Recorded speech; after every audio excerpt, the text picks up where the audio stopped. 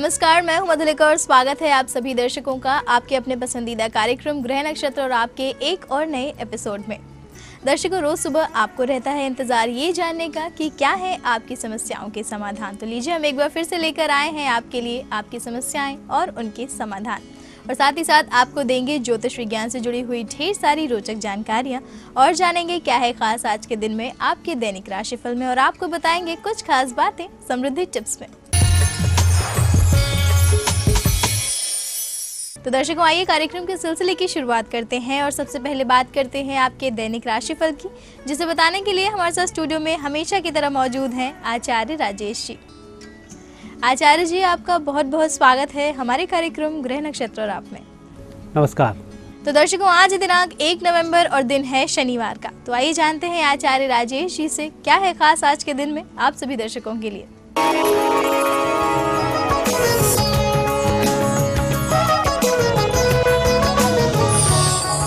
मित्रों, अब बारी है दैनिक राशिफल की। आइए इस राशिफल का शुभारंभ करें प्रातः काल के पंचांग से।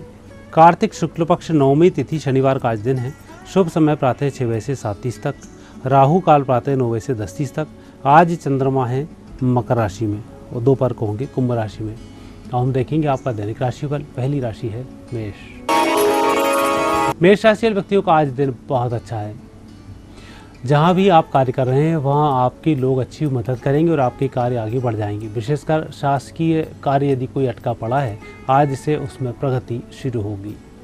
वृषभ राशि। वृषभ राशि के व्यक्तियों के लिए आज समय अनुकूल चल रहा है। परिस्थितियाँ भी बेहतर हो रही हैं। आपको किसी व्यक्ति के मार्गदर्शन की आवश्यकता है, वह व्यक्ति सायंकाल तक प्राप्त हो जाएगा। मिथुन राशि। मिथुन राशि के व्यक्तियों का आज बुध थोड़ा सा कमजोर है। वाद विवाद से आपको बचना चाहिए। अपना पक्ष मजबूती के साथ रखें, अनर्गल बातों से बचें, आपको विजयश्री की प्राप्ति होगी। कर्क राशि। कर्क राशि व्यक्तियों का आज धन योग अच्छा है। घर परिवार और घर से बाहर दोनों की समस्याओं को यदि देखा जाए तो बाहर की समस्याएं जल्दी सुलझेंगी। आज घर की तरफ आप चाहते हुए भी ध्यान नहीं दे पाएंगे। सिंह राशि। सिंह राशि व्यक्तियों को अपने कार्य को करने में जल्दबाजी नहीं करनी चाहिए। आज आप थोड़ा सा धैर्य का परिचय दें। हो सकता है काम 1-2 दिन के लिए अटक जाए, लेकिन आपका काम बन रहा है, निश्चय रखते हुए ही कार्य करें। कन्या राशि। कन्या राशि व्यक्तियों का समय अनुकूल चल रहा है। दोपहर के बाद स्थितियाँ और सही होंगी। आपके कार्य बनने शुरू हो जाएंगे, चिंता बिल्कुल नहीं करें। तुला राशि। तुला राशि व्यक्तियों को जो भी कुछ करना है दोपहर के बाद उस कार्य का शुभारंभ करें, तभी जाकर आप सफल होंगे। दोपहर से पहले किसी कार्य का शुभारंभ करते हैं तो काम अटक सकता है। वृश्चिक राशि। वृश्चिक राशि व्यक्तियों का समय शुभ है। आज लंबे समय बाद जो इच्छा आपकी बन रही थी पूरी होने के संकेत हैं। आज और कल का दिन बहुत अच्छा है आपकी मुराद को पूरी करने का। धनु राशि। धनु राशि व्यक्ति आज अच्छी प्रगति करेंगे। अच्छा सोच होगा, अच्छा सहयोग मिलेगा। आपके कार्य बखूबी चलते रहेंगे। मात्र धन के अपव्यय से बचना चाहिए। मकर राशि। मकर राशि व्यक्तियों का आज पैसा आते आते अटक सकता है। आप किसी व्यक्ति को कोई आश्वासन ना दें, लेकिन कोई व्यक्ति आपको आश्वासन देता है तो वह सही समय पर पूरे होंगे। कुंभ राशि। कुंभ राशि व्यक्तियों को आज मनोवांछित सफलताओं के योग हैं। परिस्थिति भी बेहतर हैं। आपकी मेहनत भी सही दिशा में है। अच्छा आनंद दोपहर के बाद आएगा। मीन राशि। मीन राशि व्यक्तियों को आज खर्च पर नियंत्रण रखना होगा।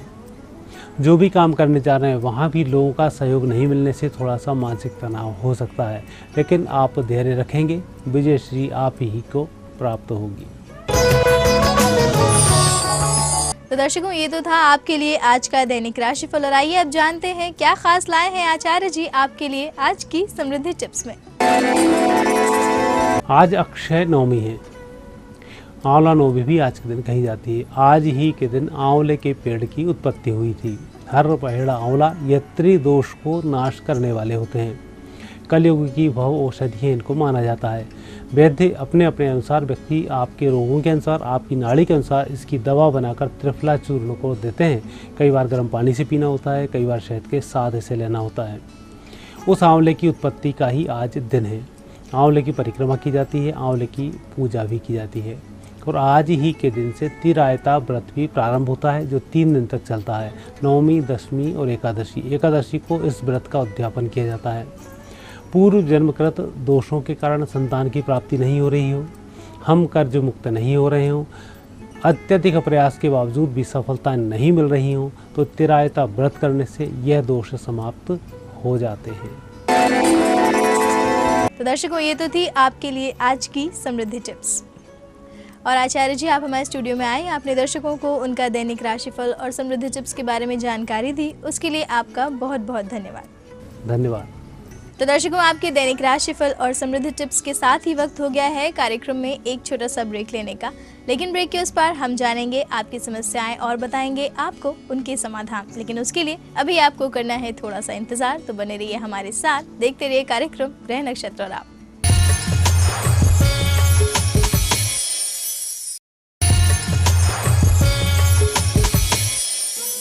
ब्रेक के बाद दर्शकों, आप सभी का एक बार फिर से बहुत बहुत स्वागत है हमारे कार्यक्रम ग्रह नक्षत्र और आप में। और आइए अब हम कार्यक्रम के सिलसिले को आगे बढ़ाएंगे और बढ़ेंगे आपकी समस्याओं के समाधान जानने की तरफ। और आज आपकी समस्याओं के समाधान देने के लिए हमारे साथ स्टूडियो में मौजूद हैं प्रख्यात नक्षत्र गतान्वेषी डॉक्टर शंकर चरण त्रिपाठी जी। गुरुजी, आपका बहुत बहुत स्वागत है हमारे कार्यक्रम ग्रह नक्षत्र और आप में। प्रणाम। तो गुरुजी, इससे पहले कि अपने कॉलर्स की समस्याओं को सुने, हम आपसे बात करना चाहेंगे शनि के राशि परिवर्तन की। जैसा कि हम जानते हैं कि शनि का राशि परिवर्तन होने वाला है और कैसा रहेगा उसका प्रभाव धनु राशि पर, आप हमारे दर्शकों को बताएं। पहले भी बताया कि शनि अपने आप में नकारात्मक ग्रह है और 12 भाव भी नकारात्मक है। दाहिनी आंख पर गया शनि और दाहिनी आंख सूर्य की है, यानी बाप के घर में बेटे का ट्रांजिट या संचरण सीधा सा निकल के आया। तो इसमें विद्वान अपने हिसाब से मतांतर लेते हैं, लेकिन इसमें पराशर और जैमिनी तथा गोचर द्वारा लिए गए परिणाम ही फलित होते हैं, जिसमें पाश्चात्य मत को भी केंद्रों में और त्रिकोण में होने वाले परिवर्तन को ध्यान में रखा जाता है। प्रथम भाव, द्वि केंद्र स्वामी, 2 केंद्रों का स्वामी होने के कारक देवगुरु बृहस्पति अकारकत्व को प्राप्त होते हुए भी शनि के परिणाम देगा लग्न में, अर्थात जातक के स्वास्थ्य संबंधित विचारों में अपनी इंद्रियों में समन दमन करके वो अपने को स्वस्थ रखने में व्रत, तपस्या, उपवास और इष्ट के सानिध्य में रहकर स्वस्थ रहता है। इस कालखंड में जब वृश्चिक में शनि है, द्वितीय भाव पर तृतीय दृष्टि द्वादश से शनि की पड़ती है। ये चंद्रमा का भाव है, दूसरा घर, जिसको बाईं आंख कर, यानी दाईं आंख की दृष्टि बाईं आंख पर पड़े तो अपने आप स्वयं दाईं आंख की दृष्टि बाईं आंख पर डाल के देखो। क्या कभी ऐसा देख सकते हो या दाईं आंख से बाईं आंख देख सकते हो? नहीं देख सकते। इसीलिए इनको नेत्र नहीं कहा गया, इनको आंखें। ख माने आकाश, यानी आकाश मंडल से आने वाली विद्युत एवं प्रकाश के प्रभाव से व्यक्ति को इन नेत्रों से देखने की ताकत प्राप्त होती है। और द्वादश पर गया हुआ शनि द्वितीय भाव इन्हीं नेत्र संबंधित पीड़ा दे सकता है, धुआं से, अश्रु से। साथ ही कुटुंब में, धन में, कोष में वृद्धि तो नहीं करता, लेकिन सामान्य स्थिति, अवस्थिति एवं प्रास्थिति तीनों को बरकरार रखने में कामयाब रहता है। कब तक बैठी रही है मन मारे, मन मार के बैठा रहेगा आदमी द्वादश पर गया हुआ बृहस्पति। What to do, what not to do, क्या करूं क्या न करूं। लेकिन फिर उसका कोई मित्र, जिसको तृतीय भाव कहते हैं, गुरु जिसे तृतीय भाव कहते हैं, बुद्धि जिसे तृतीय भाव कहते हैं, दृढ़ इच्छा शक्ति जिसे तृतीय भाव कहते हैं, ये कहेगी क्यों मन मारे बैठे हो धनु राशि वालों। नाथ साथ धनु हाथ हमारे हाथ में तो धनुष है, हम धनु राशि हैं।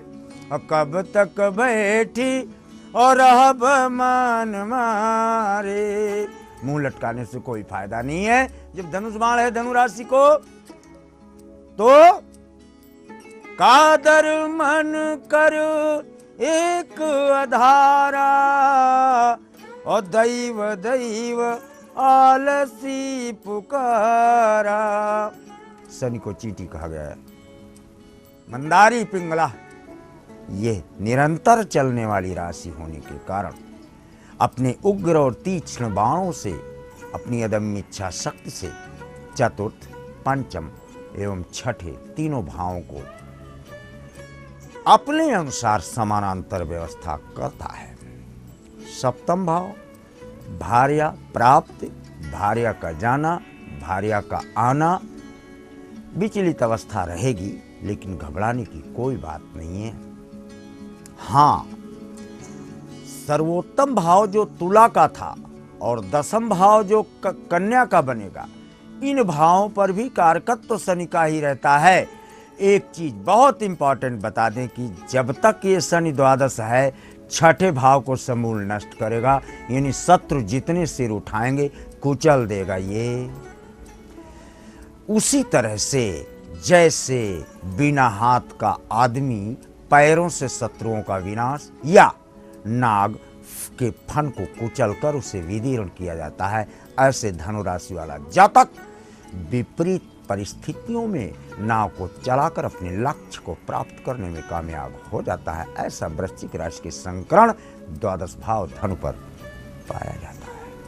तो दर्शकों, आज आपको गुरुजी ने बताया कि धनु राशि के जातकों के लिए क्या प्रभाव लेकर आएगा शनि का ये राशि परिवर्तन। और इसी के साथ वक्त हो गया है आपकी कॉल्स को लेने का। तो आइए जुड़ते हैं अपने आज के दिन के पहले कॉलर के साथ और जानते हैं क्या है उनकी समस्या। मैं तेजेंद्र कुमार, डिस्ट्रिक्ट मंडी, हिमाचल प्रदेश से। मेरा डेट ऑफ बर्थ है 9 सितंबर 1968 और सदन का टाइम है सुबह 5 बजे। मेरा नौकरी का बारे में पूछना है, नौकरी मेरी कब मिलेगी और मेरा थोड़ा सा फाइनेंशियल पोजीशन खराब है, थोड़ा फाइनेंशियल पोजीशन कब ठीक होगी। आज की पहली कॉल हमें आई है मंडी, हिमाचल प्रदेश से तेजेंद्र कुमार जी की। गुरुजी, इनका कहना है कि इनकी आर्थिक स्थिति ठीक नहीं है और साथ ही साथ ये जानना चाहते हैं कि इन्हें नौकरी मिलने का योग कब तक है, आप इन्हें बताएं। चतुर्थ भाव पर आपके शनि का संचरण होगा और उसकी सीधी दृष्टि दसम पर पड़ेगी। सिंह पर तो ऐसे भी 4, 12, 3 नौकरी तो आप कर चुके हैं दोस्त, चौथी नौकरी आप ढूंढ रहे हैं और ये आपको मिलती है 3 और 30। बिटवीन 3 नवंबर एंड 30 नवंबर के मध्य में आपको पुनः जॉब मिलने का क्रमांक देखा जाता है एट द बैंक ऑफ सी, और वो स्थान जिसका हेडक्वार्टर समुद्र के किनारे हो, भले ही आपको अन्यत्र काम करने का अवसर प्राप्त हो। तेजेंद्र जी, उम्मीद है गुरुजी द्वारा आपको अपनी नौकरी और अपनी आर्थिक स्थिति के संबंध में मार्गदर्शन जरूर मिल गया होगा। और दर्शकों, हमारे अगले कॉलर हमसे जुड़ चुके हैं, तो आइए जानते हैं उनसे क्या है उनकी समस्या। मैं गीता पुनेठा पिथौरागढ़ उत्तराखंड से बोल रही हूँ। मैं अपने पुत्र विवाह के संबंध में जानना चाह रही हूँ। उसका टाइम वर्क है 9/3/86 सुबह 6:30 बजे। तो विवाह कब, कहाँ और कैसा होगा, मुझे कोई ज्योतिषी उपाय बताइए। पिथौरागढ़ उत्तराखंड से हमें कॉल कर रही हैं गीता जी। गुरुजी अपने बेटे के विवाह को लेकर आपसे प्रश्न कर रही हैं, जानना चाहती हैं कि इनके बेटे का विवाह होने का योग कब तक है, आप इन्हें बताइए। कुंभ कुंभ कुंभ कुंभ धनिष्ठा, धनिष्ठा का स्वामी मंगल और मंगल बैठा है शनि के साथ दसम। लड़के ने आपका अध्ययन और वो सब ठीक कर रखा है। विवाह का प्रश्न आपने किया, बहुत 29/11/3 नोट कर लो, 29 वर्ष 11 माह 3 दिन यहाँ विवाह होता है। अभी ये 29वां वर्ष प्रारंभ हुआ है, यानी 11 माह बाकी है, यानी फरवरी 2015 मार्च 2015 यहाँ फाइनल हो जाए शादी, किन्हीं कारणों से बाद में मनाई जाए, ऐसा प्रमाणों से देखा जाता है। तो गीता जी, गुरुजी द्वारा आपको अपने बेटे के विवाह के संबंध में जानकारी मिल गई होगी। उम्मीद करते हैं उनका विवाह शीघ्र ही हो। और दर्शकों, हम आगे बढ़ेंगे और जुड़ेंगे अपने अगले कॉलर से, लेकिन यहाँ रुक रहे हैं एक और छोटे से ब्रेक के लिए। ब्रेक के उस पार भी जारी रहेगा कार्यक्रम और हम आपको बताएंगे आपकी समस्याओं के कुछ और समाधान। लेकिन तब तक के लिए कहीं जाइएगा मत, बने रहिए हमारे साथ, देखते रहिए कार्यक्रम ग्रह नक्षत्र और आप।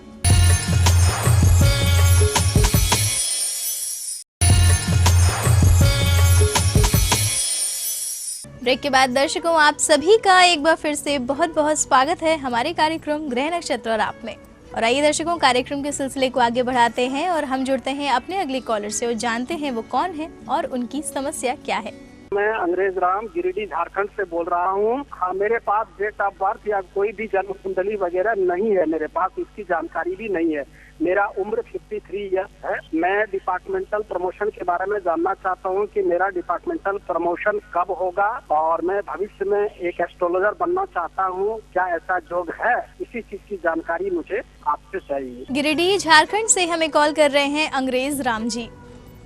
गुरुजी, आपसे जानना चाहते हैं कि इन्हें इनकी नौकरी में पदोन्नति मिलने का योग कब तक है, और साथ ही साथ ये जानना चाहते हैं कि क्या ये भविष्य में ज्योतिषी बन सकते हैं या नहीं, आप इन्हें बताएं। ज्योतिषी जी, ज्योतिषी मिल जाए तो आनंद आता है वार्ता करने में। यद्यपि हम ज्योतिषी नहीं है, ये सारा संसार जानता है। शकल देखो, शीशे के सामने आप खड़े हो जाओ, नापो अपना माथा। आपका मत्था है 6 अंगुल का, आंखें हैं आपकी 1-1 किलो की, बाईं आंख के ऊपर आपके कट मार्क है, दाढ़ी के नीचे आपके कट मार्क है, दाहिनी जांग और गांठ के मध्य तिल है, बहुत गोपनीय है। और दाहिने हाथ में सबसे छोटी वाली उंगली जो कनिष्ठिका की है, यहाँ पर पहले काला तिल हुआ करता था आपके, अब वो लगभग मिट गया है, थोड़ा सा अंश इसका बाकी है। अब मेरे अगले वाक्यों को प्रमाणित मानना। आप ज्योतिषी बने हुए हैं पिछले 16 वर्षों से प्रयास में, लेकिन 6 वर्ष तो आपने नकारात्मक, लेकिन 10 वर्ष आपने इसका अध्ययन किया है। लेकिन हम आपको बता दें, ज्योतिषी बनता नहीं। हाँ, महादेव जरूर ज्योतिषी का वेश बनाकर राम की कुंडली बांचने के लिए अयोध्या आया था। ये गुण साधन ते नहीं होई, ओ तुम्हारी ही कृपा ओ पाव कोई कोई। चींटी के पैर में बंधे हुए घुंघरुओं की आवाज सुनने की ताकत जिस दिन प्राप्त हो जाए, समझ लेना हम ज्योतिषी बन गया। तो अंग्रेज राम जी, गुरुजी द्वारा आपको अपने करियर और अपनी पदोन्नति के संबंध में मार्गदर्शन जरूर मिल गया होगा। और दर्शकों, आइए हम आगे बढ़ते हैं और जुड़ते हैं अपने अगले कॉलर से और जानते हैं क्या है उनका प्रश्न। नमस्कार गुरुजी, मैं अजमेर से बोल रहा हूँ, डॉक्टर विनोद टेकचंदानी, और मेरा जन्म स्थान अजमेर है और मेरी डेट ऑफ बर्थ 12/5/75 है। और मेरा एक प्रश्न ये है कि मेरा एक कोर्ट केस चल रहा है, तो ये मेरे पक्ष में होगा या कब तक इसका समाधान हो जाएगा, ये मुझे पूछना था गुरुजी। अजमेर राजस्थान से हमें कॉल कर रहे हैं डॉक्टर विनोद जी। गुरुजी, इनका कहना है कि इनका कोर्ट केस चल रहा है, तो ये आपसे जानना चाहते हैं कि उसका निर्णय कब तक आएगा और साथ ही वो किसके पक्ष में आएगा, आपसे जानना चाहते हैं। चतुर्थ मंगल है, मुकदमा आकृष्ट कर लेता है, शनि के परिणाम ले लेता है। न्यूनतम 8 महीना, 8 वर्ष पुरानी चीज, इससे मुकदमा लड़ते हो। 8/8/16 2016 शुरू हो जाए, स्पर्श हो जाए, तब आपको मुकदमे से निवृत्ति आपके पक्ष में जाती है। तो डॉक्टर विनोद, उम्मीद है गुरुजी द्वारा बताई हुई सभी बातों में आपको अपने प्रश्न के संबंध में मार्गदर्शन मिल गया होगा।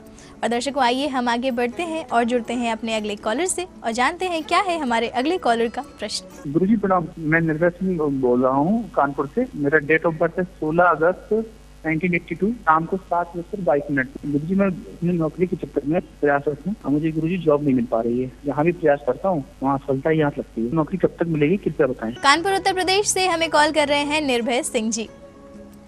गुरुजी, इनका कहना है कि ये नौकरी के लिए काफी समय से प्रयासरत हैं, किंतु इन्हें नौकरी नहीं मिल पा रही है। तो ऐसे में आपसे जानना चाहते हैं कि इन्हें नौकरी मिलने का योग कब तक है।